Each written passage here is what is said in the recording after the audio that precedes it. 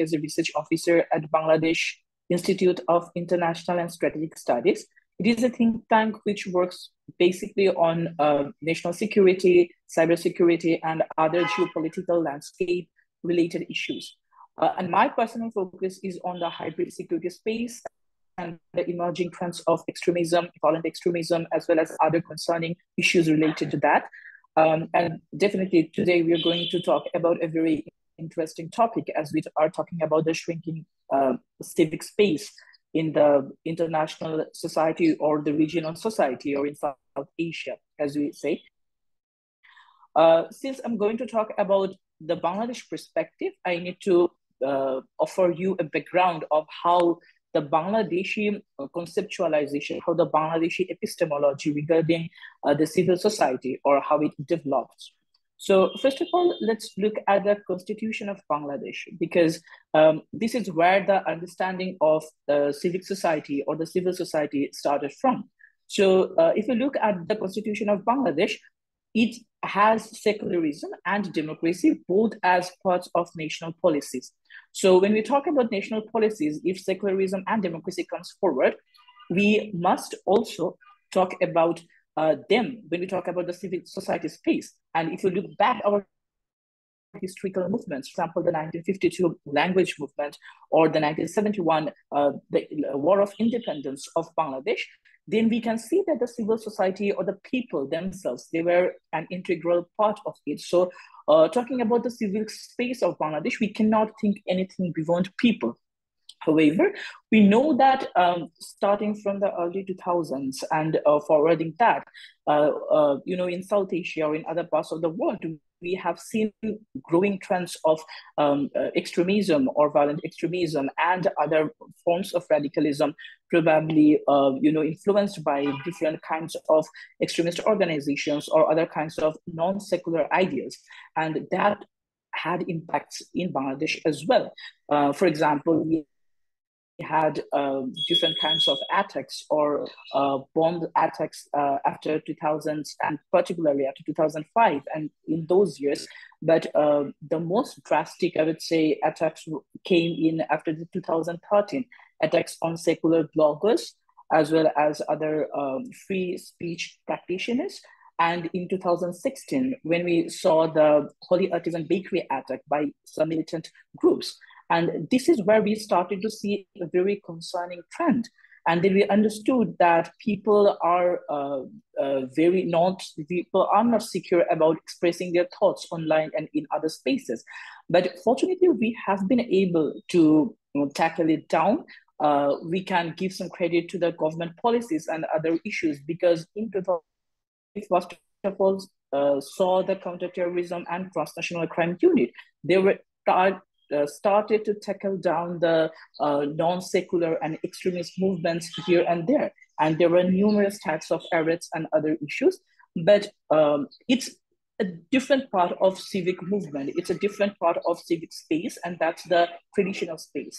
But let's talk about the other form of space, the hybrid space, where we are now gradually forwarding towards, and that's the the internet or the digital space. And this is where the civic participation becomes very much critical because we are now looking towards a very non-traditional, non-physical form of space where people can share their opinions. To address, which is called heterotopia, and it's promoted by one of the most popular philosopher. His name is Michel Foucault. And when he talks about heterotopia, he talks about people marginalized in a particular place or within a common space. And I think for the recent civic commons or the people who are in the civil society, as we think about, this is the problem we are struggling with. For example, in the internet, everyone has a space, everyone has a place to speak about, but it's very hard to understand who is speaking or what kind of participation is going there or what to contain. And this is where the concept of democratic machinery also comes in, because the government now has to decide what type of ideas they have to or what type of thoughts harmful towards the society because you have the space or internet there, and cyberbullying and other issues are also coming in. So there is one part which is the open space, and now the concern comes whether we are going to make institutional civic movements in the the cyberspace. So this is where I think we have a lot to do, because the recent papers on the shrinking civic space talks about two particular concerns in the Bangladeshi society. One is, uneven development of different civic organizations. For example, when we talk about women, and when we talk about particularly the non-binary gender politics as well as the transgender organizations, they have a very little participation in there. And also regarding different labor rights movements, they need to participate as much as other organizations, for example, youth organizations or business organizations who are also part of the civil space.